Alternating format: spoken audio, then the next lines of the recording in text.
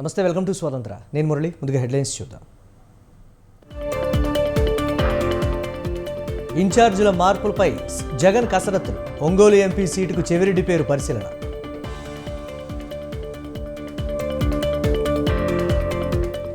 జగన్ అర్జునుడు కాదు, అక్రమార్జునుడు. AP CM ధనదాహంతో ఉన్నారన్న చంద్రబాబు.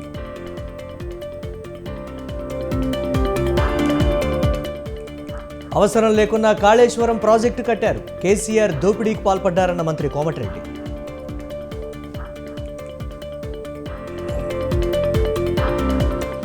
నెల రోజుల్లో కేంద్రం అధీనంలోకి కృష్ణా ప్రాజెక్టులు. చేసిందంతా కాంగ్రెస్ ప్రభుత్వమేనన్న హరీష్.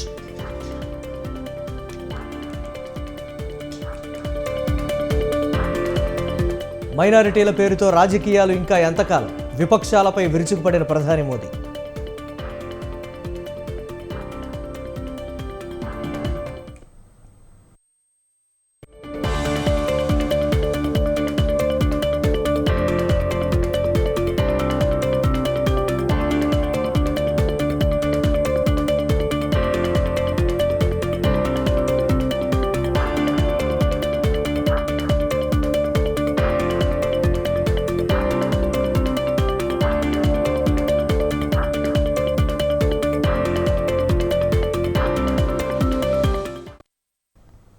లోక్సభ అసెంబ్లీ అభ్యర్థుల ఎంపికపై సీఎం జగన్ కసరత్తు కొనసాగుతోంది.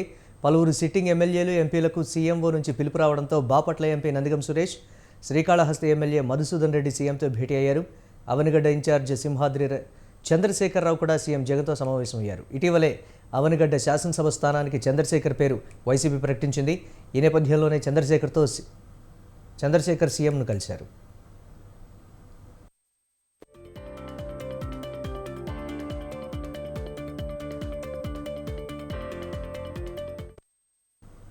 తాడేపల్లిలోని సీఎం క్యాంపు కార్యాలయానికి వైసీపీ నేతలు క్యూ కడుతున్నారు. సీఎంఓకు పర్చూరు వైసీపీ ఇన్ఛార్జ్ ఆమంచి కృష్ణమోహన్ వచ్చారు.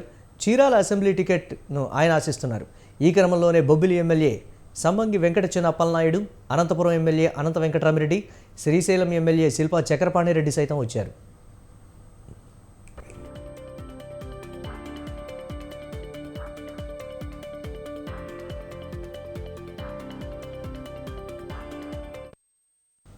కర్నూలు జిల్లా కొడుమూరు ఎమ్మెల్యే జరదొడ్డి సుధాకర్కు రివర్స్లో సీఎంఓ నుంచి పిలుపు వచ్చింది. కొడుమూరు అసెంబ్లీ ఇన్ఛార్జిగా ఆదిమూలపు సతీష్ను సీఎం జగన్ నియమించారు. దీంతో కొంతకాలంగా సుధాకర్ అసంతృప్తితో ఉన్నారు.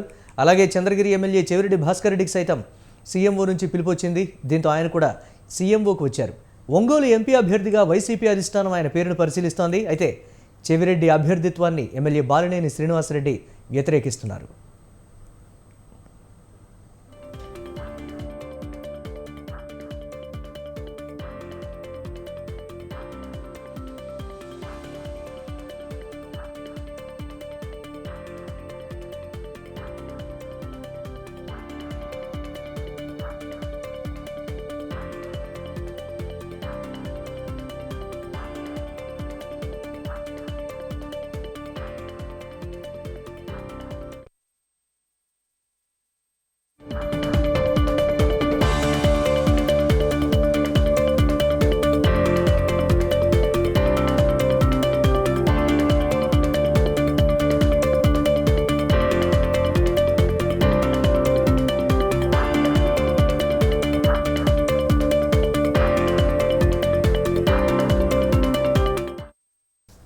బ్రేక్ న్యూస్ చూస్తున్నాం. ఏపీలో ఇసుక పాలసీలో తప్పంతా జగన్దే అని, ఎమ్మెల్యేలకు సంబంధం లేదని ఎన్టీఆర్ జిల్లా మైలవరం ఎమ్మెల్యే వసంత కృష్ణప్రసాద్ అన్నారు. ఏపీ మద్యం పాలసీలోనూ అనేక లోటుపాట్లు ఉన్నాయన్నారు. రాజధాని మార్పును వ్యతిరేకించిన తన మీద మాటల దాడి చేయించారని కృష్ణప్రసాద్ అన్నారు. వైనాట్ 175 నినాదమే పెద్ద తప్పని, అత్యధిక స్థానాలు రావాలనుకోవాలే కానీ ప్రత్యర్థికి స్థానం ఉండకూడదంటే ఎలా అని ప్రశ్నించారు. అభివృద్ధి, సంక్షేమంలో సమతుల్యత సాధించలేదన్నారు. మనసు విరిగిపోయి వైసీపీని వీడానని కృష్ణప్రసాద్ చెప్పారు.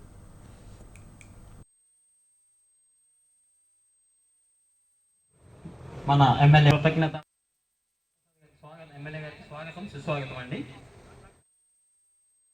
కొన్ని రోజులుగా జరుగుతున్న పరిణామాలలో భాగంగా మైలవరం నియోజకవర్గానికి వైఎస్ఆర్ కాంగ్రెస్ పార్టీ తరఫున ముఖ్యమంత్రి గారు కొత్త సమన్వయకర్తని నిర్ణయించి ప్రకటించినందున శ్రేణులు గత 6 సంవత్సరాల నుంచి నాతో పాటు పనిచేసిన వాళ్ళు ఈ రోజు మన ఎమ్మెల్యే గారి భవిష్యత్తు ఏంటి అని చెప్పి వాళ్ళు ఆలోచనలో ఉన్నారు. కాబట్టి వారికి కొంత క్లారిటీ ఇవ్వడం కోసం నేను ఈరోజు ఆత్మీయ సమావేశం ఏర్పాటు చేయడం జరిగింది. నాకు ఈ 6 సంవత్సరాలకు సహకరించినటువంటి మైలవరం నియోజకవర్గ ప్రజానీకం మొత్తానికి కూడా నా హృదయపూర్వక ధన్యవాదాలు. అలాగే పత్రికా సోదరులు ఎవరైతే ఈ నియోజకవర్గంలో జరుగుతున్నటువంటి కొన్ని సంఘటనల్ని యథాతథంగా ఎప్పటికప్పుడు ప్రజల దృష్టికి తీసుకెళ్తా ఉన్నారో ఆ పత్రికా సోదరులందరూ కూడా నా ధన్యవాదాలు. నేను క్రమశిక్షణ కలిగినటువంటి ఒక నాయకుడిగా గడిచిన 6 సంవత్సరాలుగా వైఎస్ఆర్ కాంగ్రెస్ పార్టీలో పనిచేసి నేను రోజు ఈ రైతువారం నుంచి బయలుదేరి మైలవరం ఎట్లా వెళ్తాను. మైలవరం నుంచి పెన వెళ్ళే నాయకుడు నన్ను అక్కడ గడిచిన 2.5 సంవత్సరాల నుంచి ఇబ్బందులు పెడతా ఉంటే అది నిరంతరం నేను పార్టీ దృష్టిలో పెడతా ఉన్నాను. పత్రికల్లో వస్తూ ఉంది, మీడియాలో అన్ని రకాలుగా సోషల్ మీడియాలో కూడా వస్తూ ఉంది. కానీ అధిష్టానం ఏ రకమైనటువంటి చర్యలు చేపట్టకపోగా వాటి మీద సాచివేత ధోరణి కాలయాపన చేస్తా సరైన ఏ చర్య తీసుకోనందువల్ల నేను గత కొంతకాలం నుంచి స్తబ్దతగా ఉండటం జరిగింది. గడిచిన కొన్ని రోజులుగా జరుగుతున్న పరిణామాలలో భాగంగా మైలవరం నియోజకవర్గానికి వైఎస్ఆర్ కాంగ్రెస్ పార్టీ తరఫున ముఖ్యమంత్రి గారు కొత్త సమన్వయకర్త వైఎస్ఆర్ కాంగ్రెస్ పార్టీలో ఎంపీ సీటు అంటే వద్దు బాబోయ్ అంటున్నారు ఆ పార్టీ నేతలు. ఎంపీ సీటు ఇస్తామన్నా పోటీ చేసేందుకు ముందుకు రావడం లేదు. ఎంపీగా పోటీ చేయడం కంటే పక్క పార్టీలో ఎమ్మెల్యేగా పోటీ చేస్తే బెటర్ అని భావిస్తున్నారు అధికార పార్టీ నాయకులు. ఎంపీ సీటు విషయంలో వైసీపీ అధినేత జగన్మోహన్ రెడ్డి ఆఫర్ను తిరస్కరిస్తున్నారు. తాజాగా నెల్లూరు జిల్లాకు చెందిన పార్టీ సీనియర్ నేత వేమిరెడ్డి ప్రభాకర్ రెడ్డి కూడా వైసీపీ తరపున ఎంపీగా పోటీ చేసేందుకు ఆసక్తి చూపడం లేదు. ఈ విచిత్ర పరిస్థితికి కారణం ఏంటి?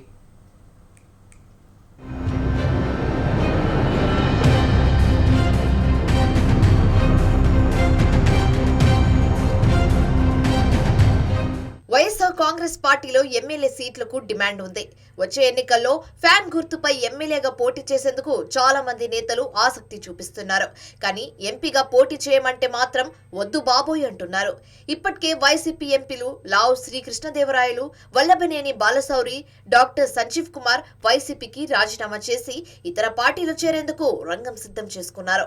మరోవైపు సిట్టింగ్ ఎమ్మెల్యేను ఎంపీలుగా పోటీ చేయమన్నా కూడా ససేమిరా అంటున్నారు.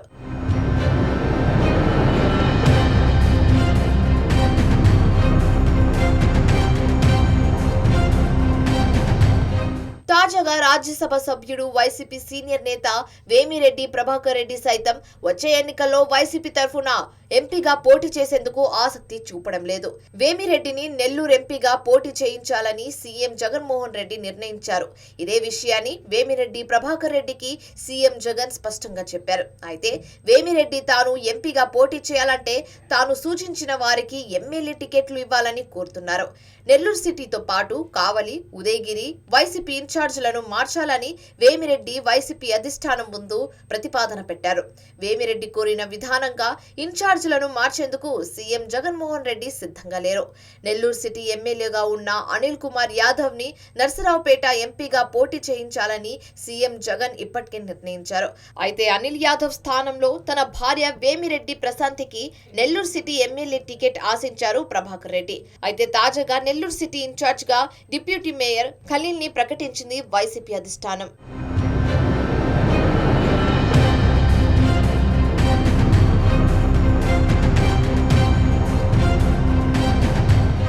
నెల్లూరు సిటీ ఇన్ఛార్జ్ గా తన భార్య వేమిరెడ్డి ప్రశాంతిరెడ్డికి టికెట్ ఇవ్వకపోగా డిప్యూటీ మేయర్ ఖలీల్ ను ఇన్ఛార్జ్ గా నియమించడంపై వేమిరెడ్డి తీవ్ర అసంతృప్తిగా ఉన్నారు. దీంతో ఆయన పార్టీ కార్యక్రమాలకు దూరంగా ఉండాలని నిర్ణయించుకున్నారు. జిల్లాలో కార్యక్రమాలను రద్దు చేసుకుని కుటుంబంతో సహా వేమిరెడ్డి ఢిల్లీకి వెళ్లిపోయారు. దీంతో వేమిరెడ్డి వైసీపీని వీడే అవకాశం ఉందనే ప్రచారం జోరుగా జరుగుతోంది. తాను చెప్పిన వారికి టికెట్ ఇవ్వకపోగా తన భార్యకు కూడా ఎమ్మెల్యే టికెట్ ఇచ్చేందుకు సీఎం జగన్ ఆసక్తి చూపకపోవడంతో వేమిరెడ్డి ప్రభాకర్ రెడ్డి ఎంపీగా పోటీ చేసేందుకు ఆసక్తి చూపడం లేదని ప్రచారం జరుగుతుంది. అయితే ఇప్పటికే ఒంగోలు ఎంపీ సీటు విషయంలో పార్టీ సీనియర్ నేత బాలినేని వ్యవహారం వైసీపీ అధిష్టానానికి తలనొప్పిగా మారింది. సిట్టింగ్ ఎంపీ మాగుంటకు సీటు ఇవ్వాలని బాలినేని పట్టుపడుతున్నా అందుకు జగన్ నిరాకరిస్తున్నారు. దీంతో బాలినేని శ్రీనివాస్ రెడ్డి వైసీపీ అధిష్టానంపై అసంతృప్తిగా ఉన్నారు. ఇప్పుడు వేమిరెడ్డి ప్రభాకర్ రెడ్డి సైతం వచ్చే ఎన్నికల్లో వైసీపీ తరఫున ఎంపీగా పోటీ చేసేందుకు ఆసక్తి చూపకపోవడం పార్టీ అధిష్టానంపై ఆగ్రహంగా ఉండడంతో ఆయన రాజకీయంగా ఎలాంటి నిర్ణయం తీసుకుంటున్నారనేది అధికార పార్టీ వర్గాల్లో హాట్ టాపిక్ గా మారింది.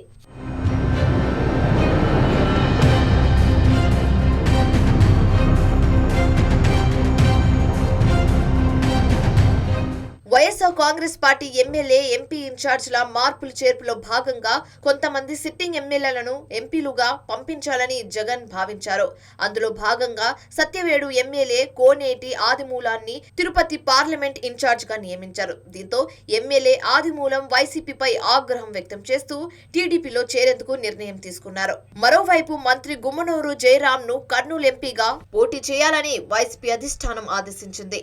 కర్నూలు ఎంపీగా పోటీ చేసేందుకు గుమ్మనూరు జయరాం ఆసక్తి చూపడం లేదు. దీంతో అక్కడ మరో అభ్యర్థిని తెరపైకి తీసుకొచ్చింది వైసీపీ. మరో మంత్రి నెల్లూరు సిట్టింగ్ ఎమ్మెల్యే నారాయణ స్వామి సైతం చిత్తూరు పార్లమెంట్ ఇన్ఛార్జ్ గా నియమించారు జగన్. చిత్తూరు పార్లమెంట్ అభ్యర్థిగా పోటీ చేసేందుకు ఆసక్తి చూపలేదు. తనకు ఎమ్మెల్యేగానే పోటీ చేస్తానని మంత్రి నారాయణ స్వామి సీఎంకి స్పష్టం చేశారు. దీంతో తిరిగి మళ్లీ నారాయణ స్వామికి జీడీ నెల్లూరు అసెంబ్లీ బాధ్యతలు అప్పగించారు సీఎం జగన్.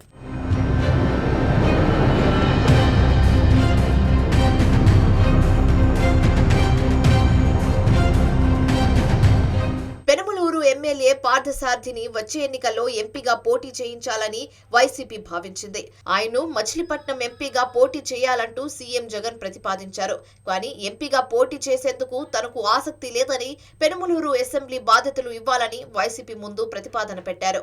అందుకు సీఎం జగన్ సిద్ధంగా లేకపోవడంతో ఎమ్మెల్యే పార్థసారథి టీడీపీలో చేరాలని నిర్ణయించుకున్నారు.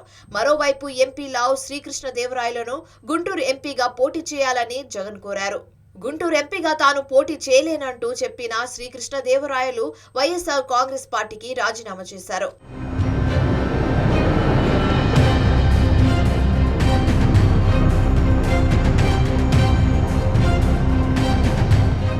ఎమ్మెల్యేల మార్పులు చేర్పులతో వైసీపీలో అసంతృప్తి పెలుబికింది. చాలా మంది నేతలు వచ్చే ఎన్నికల్లో ఎంపీలుగా పోటీ చేసేందుకు ఆసక్తి చూపడం లేదు. అయితే ఈ నేపథ్యంలో ఎమ్మెల్యేలు ఎన్నికల నాటికి ఎలాంటి నిర్ణయం తీసుకుంటున్నారనే చర్చ వైసీపీ వర్గాల్లో జరుగుతోంది.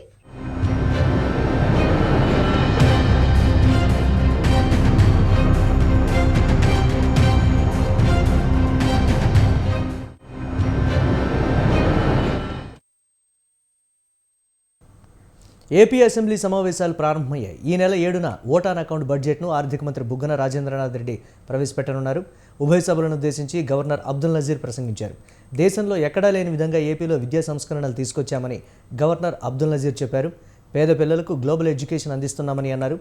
ఏపీ అసెంబ్లీ బడ్జెట్ సమావేశాలు ప్రారంభమైన సందర్భంగా గవర్నర్ ప్రసంగించారు.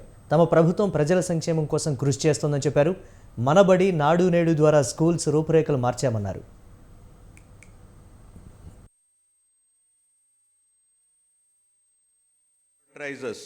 Education like nowhere else in the country by initiating path-breaking and innovative schemes targeting improvement in learning outcomes and preparing every child studying in government schools for a bright future and to be globally competitive.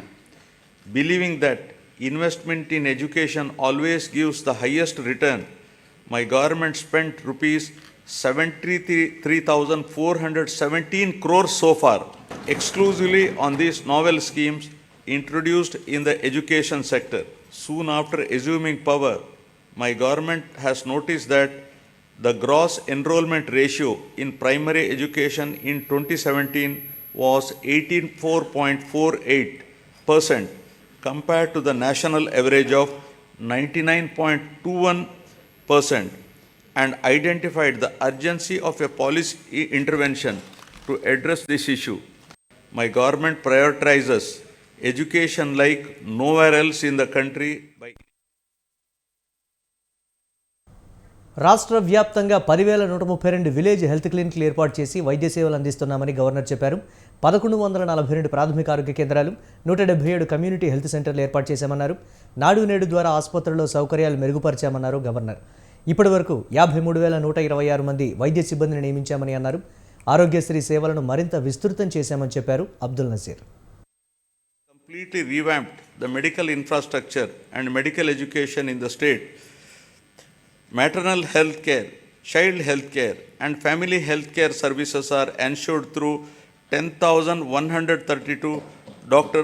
YSR village health clinics, 1,142 primary health centers, 177 community health centers, 53 area hospitals, 9 district hospitals, 3 specialty hospitals, and 3 civil dispensaries under ABVVP, 11 teaching hospitals, and 15 specialty hospitals under medical education. Apart from these, 542 UPHCs are facilitating health access to the urban population of the state. My government has completely revamped the medical infrastructure and medical education in the state. Polavaram ప్రాజెక్టును పూర్తి చేయడానికి అధిక ప్రాధాన్యతనిస్తున్నామని governor చెప్పారు. పోలవరం ప్రాజెక్టులో ఇప్పటివరకు 74.01% పనులు పూర్తి చేశామని వివరించారు. 280 కోట్లతో 10 టీఎంసీల చిత్రావతి ప్రాజెక్టును పూర్తి చేశామన్నారు. అబుకు ప్రాజెక్టు 2వ టన్నెల్కు పూర్తి చేశామన్నారు governor. Technology strengthened the Telugu Ganga project canal with lining works at a cost of rupees 600 crores to discharge water to all the projects in a short span of time, including Brahmam Sagar, and filled it to its full capacity of 17 TMC. My government has completed land acquisition and RR for Chitravati project at the cost of 280 crores and filled water to its capacity of 10 TMC. My government spent rupees 925 crores for rehabilitating displaced families of Gandikota project and filled it with a full capacity of 27 TMCs. Second tunnel of Oak has been completed, thereby enhancing capacity of SRBC to 20,000 cusecs. Work on third tunnel is in brisk progress. My government succeeded in providing water to 77 minor irrigation tanks in Kurnool and Nandyal districts to irrigate over 10,000 acres through HNSS pump house project. Nallamala Sagar will be able to store water with Kharif rains by September 2024. My government has sanctioned 9 drinking water projects with an amount of rupees 10,137 crores in 9 districts of Srikakulam, YSR Kadapa, Kurnool, East Godavari, West Godavari, Prakasham, Guntur, Krishna and Chittor. రైతులకు నాణ్యమైన విత్తనాలు, ఎరువులు అందిస్తున్నామని governor Abdul Nazir చెప్పారు. ఉచిత పంట బీమా కింద 54.75 లక్షల మంది రైతులకు 7,802 కోట్ల క్లెయిమ్లు అందజేశామన్నారు. మిచాంగ్ తుఫాన్తో నష్టపోయిన రైతులకు 347.55 కోట్లు విడుదల చేశామన్నారు. The farmers in every possible way to lift them from distress and make farming profitable. My government is extending YSR Raitu Bharosa PM Kisan assistance of rupees 13,500 per year, not only to the farmers cultivating their own lands, but also to eligible SC, ST, BC, minority tenant farmers and farmers cultivating ROFR, forest and endowment lands. My government has disbursed so far rupees 33,300 crores to 53.53 lakh farmers under the scheme till date. Our government has established 10,778 Dr. YSR Raitu Bharosa Kendralu, which have effectively evolved as one-stop centers to meet farmers' needs, right from supply of seed to sale of crop in their village itself. An amount of rupees 1,835 crores of interest subvention was credited directly into the accounts of 73.88 lakh small and marginal farmers who availed crop loans of rupees 1 lakh and repaid with the stipulated. వచ్చే ఎన్నికల్లో YCP single డిజిట్కు పరిమితం కాక తప్పదని మాజీ మంత్రి TDP పాలిట్ bureau సభ్యుడు కాల్వ శ్రీనివాసులు అన్నారు. అనంతపురం జిల్లా రాయదుర్గంలో కాల్వ విస్తృతంగా పర్యటించారు. చేనేత వర్గాల వారిని కలిసి మద్దతు కోరారు. 1994 నాటి టీడీపీ ప్రభంజనం మళ్లీ 2024లో రాబోతోందన్నారు. ఎక్కడికి వెళ్ళినా తెలుగుదేశం పట్ల సానుకూలత వ్యక్తమవుతోందని కాల్వ చెప్పారు. చంద్రబాబు సీఎం కావాలని ప్రజలంతా ఆకాంక్షిస్తున్నారని తెలిపారు. రాష్ట్రంలో తెలుగుదేశం జనసేన కూటమి అధికారంలోకి రావాలని ప్రజలు బలంగా ఆకాంక్షిస్తున్న సందర్భంలో మేము ఎక్కడికి వెళ్ళినా సానుకూలమైన వాతావరణం కల్పిస్తుంది. ఎవరిని కదిపినా సారి సైకిల్ రావాలా, చంద్రబాబు గారు ముఖ్యమంత్రి కావాలా, ఈ రాష్ట్రం బాగుపడాలనే కోరుకుంటా ఉన్నారు. పాజిటివ్ గా పరిస్థితి ఉంది. అనేక దశాబ్దాలుగా నేను రాజకీయాలను నిశితంగా గమనిస్తూ ఉంటున్నా. అయితే ఇంత సానుకూలమైన వాతావరణం ఇంతకు ముందెన్నడూ చూసి ఎరగలేదు. 94లో తెలుగుదేశం ప్రభంజనం ఉమ్మడి ఆంధ్రప్రదేశ్ రాష్ట్రంలో సృష్టించింది. అట్లాంటి వాతావరణం మళ్ళా 2024 ఎన్నికల సందర్భంగా మనకు కనిపిస్తూ ఉంది. ఈసారి వైసీపీ సింగిల్ డిజిట్కి పరిమితమైన ఆశ్చర్యపోనక్కర్లేదు. పల్నాడు జిల్లా నర్సారావుపేటలో మంత్రులు బొత్స సత్యనారాయణ, కారుమూరి నాగేశ్వరరావు పర్యటించారు. Narasaraopet JNTU college academic administration బ్లాక్లను విద్యాశాఖ మంత్రి బొత్స సత్యనారాయణ ప్రారంభించారు. కార్యక్రమంలో నర్సారావుపేట ఎమ్మెల్యే గోపిరెడ్డి శ్రీనివాసరెడ్డి పాల్గొన్నారు.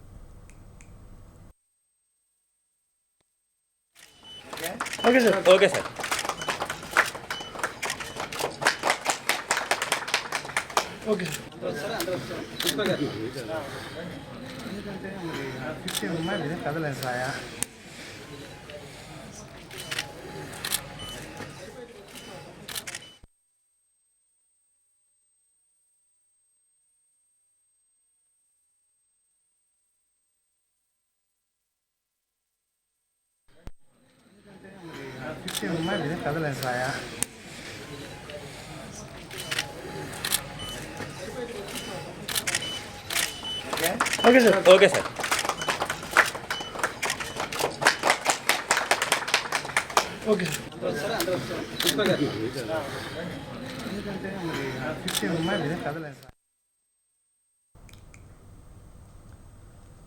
చండీగఢ్లో ప్రజాస్వామ్యం ఖూనీ జరిగిందని సుప్రీంకోర్టు తీవ్రంగా ఆక్షేపించింది. చండీగఢ్ మేయర్ ఎన్నికల్లో రిటర్నింగ్ అధికారి బ్యాలెట్ పత్రాలను తారుమారు చేశారని సుప్రీంకోర్టు ఆరోపించింది.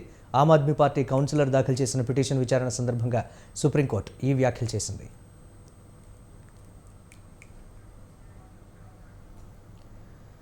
చండీగఢ్ మేయర్ ఎన్నికలకు సంబంధించిన బ్యాలెట్ పత్రాలు, వీడియోగ్రఫీ, ఇతర సామాగ్రితో సహా ఎన్నికల ప్రక్రియకు సంబంధించిన మొత్తం రికార్డులను Punjab, Haryana high court registrar general ద్వారా భద్రపరచాలని సుప్రీంకోర్టు ఆదేశించింది.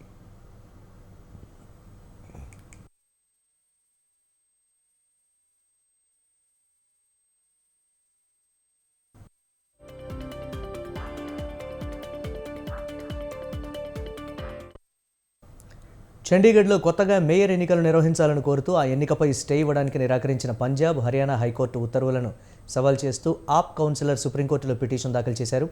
సుప్రీంకోర్టు ప్రధాన న్యాయమూర్తి డివై చంద్రచూడ్ స్పందిస్తూ రిటర్నింగ్ అధికారి ప్రజాస్వామ్యాన్ని హత్య చేశారని, ప్రజాస్వామ్యాన్ని అపహాస్యం చేశారని మండిపడ్డారు. ఆ రిటర్నింగ్ అధికారిని ప్రాసిక్యూట్ చేయాలన్నారు. ఓ అధికారి ఎన్నికలు నిర్వహించే తీరు ఇదేనా అని నిలదీశారు CJI.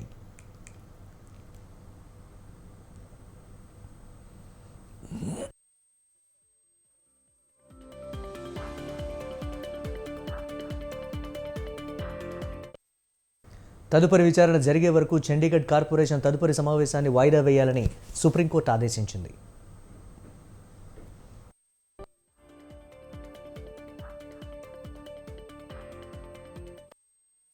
Tech savvy, we must also realize that India is going through a period of social and demographic transformation.